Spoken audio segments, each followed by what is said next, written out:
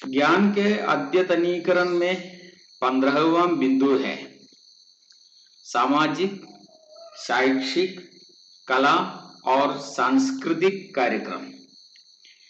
जैसे हम जानते हैं कि विद्यालय एक सामाजिक संस्था है। समाज से भिन्न होकर विद्यालय का अपना कोई स्वतंत्र अस्तित्व नहीं है। समय समय पर समाज की जरूरतों को पूरा करना ही शिक्षा प्रणाली का लक्ष्य है। अर्थात शिक्षा समाज के उद्देश्यों को पूरा करने के लिए है। समाज से अलग होकर शिक्षण व्यवस्था का कोई अस्तित्व नहीं है। प्राचीन काल से यही मान्यता चलती आई है। अब भी व्यवस्था में कोई परिवर्तन नहीं है। शिक्षण प्रक्रिया के विभिन्न अंग समाज की जरूरतों के अनुसार ही चलती है, अनुसार ही परिवर्तित होती हैं। शिक्षा में जो भी परिवर्तन होता है वो परिवर्तन समाज के हित के लिए है और समाज के हितों के आधार पर है। लेकिन यह मानना उचित नहीं है कि समाज के अनुसार शिक्षा हमेशा समाज के हितों के अनुसार शिक्षा चलती है, बल्कि कभी कभी ऐसा भी होता है कि सामाजिक परिवर्तन के लिए शक्ति शिक्षा में रहती है। जब समाज को परिष्कृत करना है तो सबसे पहले शिक्षा में परिष्कार करना पड़ता है। इस प्रकार सामाजिक हो या सांस्कृतिक हो या कला संबंधी हो, परिवर्तन शिक्षा द्वारा संभव है। उचित शिक्षा पाकर छात्र समाज पर अपनी सेवा कर सकता है। छात्र समाज के उपयोगी बन जाता है। छात्र का ही नहीं, सामाजिक व्यवस्था में एक व्यक्ति का समाज से भिन्न होकर स्वतंत्र अस्तित्व नहीं है। समाज के लोगों के बीच में हिल मिलकर विचारों का आदान प्रदान करके ही वो अपना जीवन आगे बढ़ाता है। समाज में एक दूसरे का पूरक है। समाज और व्यक्ति, इन दोनों के बीच में जो सामंजस्य होता है, जो समन्वय होता है, उससे ही सामाजिक जीवन संपन्न होता है, व्यक्ति का जीवन भी संपन्न होता है। सुप्त समाज को जगाने का कार्य शिक्षक करता है। हमारा इतिहास गवाह है कि जब समाज शोषित होता है, जब समाज क्षीण होता है, जब समाज सुप्त होता है, उस अवस्था से समाज को जागरूक बनाने के लिए, समाज को जगाने के लिए शिक्षक ही काम करता है। अर्थात शिक्षक में समाज के अंदर नव जागरण या स्फूर्ति जगाने की क्षमता है। ऐसे शिक्षक ही अद्यतनीकृत शिक्षक बन जाता है। सामाजिक परिवर्तन में जो वांछित गति है, वो गति शिक्षक की क्षमता पर आधारित है। शिक्षक समाज का निर्माता है।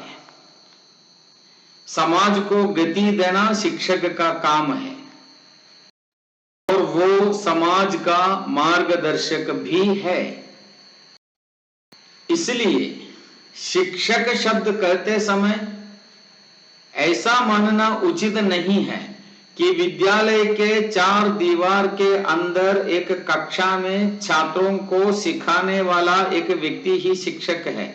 लेकिन शिक्षक का दायित्व वहां सीमित नहीं है। शिक्षक का दायित्व सामाजिक भी है। समाज में उतरकर सामाजिक परिवर्तन के लिए वो प्रेरणा बन सकता है।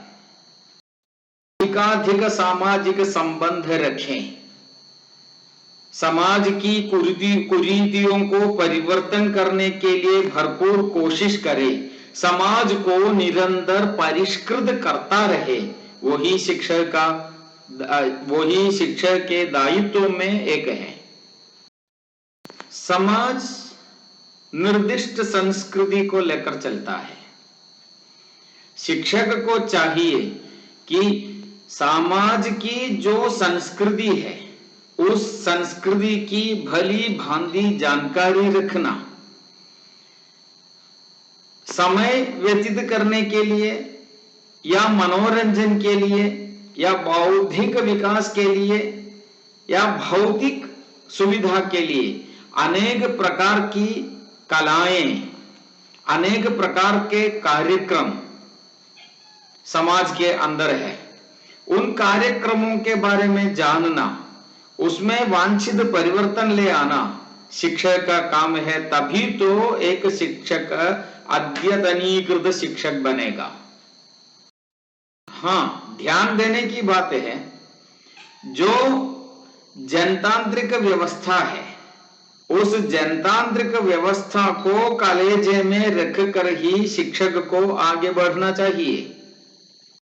यह सारा काम अध्यापकों को कक्षा के अंदर नहीं, विद्यालय के अंदर नहीं, बल्कि विद्यालय के बाहर समाज में करना चाहिए। क्योंकि सांस्कृतिक व्यवस्था, कलात्मक व्यवस्था, कार्यक्रमिक व्यवस्था समाज में जो है उस व्यवस्था को ही हमें कक्षा के अंदर ले आना चाहिए।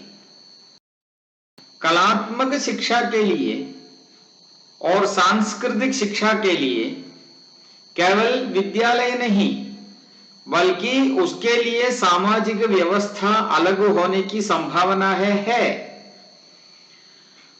उन व्यवस्थाओं के बारे में भी अध्यापकों को भली भांति जानकारी रखना अनिवार्य है। शिक्षा का जो उद्देश्य है, अर्थात व्यक्ति का सर्वांगीण विकास, मानसिक, शारीरिक, बौद्धिक, आध्यात्मिक सर्वांगीण विकास ही शिक्षा का उद्देश्य है। उस सर्वांगीण विकास के लिए समाज में जो भी कलात्मक रूप है, जो भी सामाजिक व्यवस्था है, उसके बारे में अनिवार्य रूप से अवगत रहना चाहिए। समाज की इन व्यवस्थाओं का निराकरण करके शिक्षक आगे नहीं बढ़ सकता। अध्यापक को या शिक्षक को यह जानना चाहिए कि उसके सामने जो छात्र बैठा है वो सृजनात्मक क्षमता रखने वाला छात्र है। उसकी सृजनात्मकता को परखना, पहचानना, उसे बढ़ावा देना, प्रेरणा देना जब अध्यापक कर सकता है, तभी तो एक अव्वल दर्जे का अध्यापक या शिक्षक बाहर निकलता है। इसके लिए सांस्कृतिक कार्यक्रम, कलात्मक कार्यक्रम, इनका आयोजन विद्यालय के अंदर आयोजित करने के लिए क्षमता शिक्षक के पास हो। इसके समुचित संचालन के लिए स्कूल रिसोर्स ग्रुप का, SRG का इस्तेमाल और सहयोग अध्यापक पा सकता है, शिक्षक पा सकता है। हम जानते हैं इस संसाधक दल का या SRG का कन्वीनर एक सीनियर शिक्षक होता है। वो संसाधक समूह SRG हफ्ते में एक बार मिलकर विद्यालय में होने वाले, हो रहे नहीं तो हुए कार्यक्रमों की चर्चा करते हैं। जो परिवर्तन लाना है उस परिवर्तन के बारे में विचार करते हैं और उसे सुविधाजनक ले आने के लिए कोशिश भी करते हैं। एक सामूहिक परिवर्तन और सामूहिक कोशिश इसके लिए होते हैं, वही SRG का काम है। अब हम देखेंगे 16वां बिंदु संसाधन समूह, अगली कक्षा में हम देखेंगे।